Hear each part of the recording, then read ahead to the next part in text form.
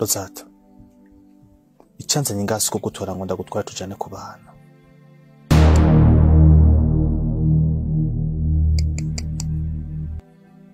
Kandi sinazanywe no kunagusaba imbabazi.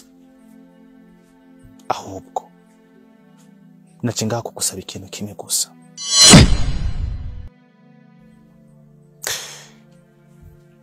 Rozata, jewe nawe ntituzigera tubana.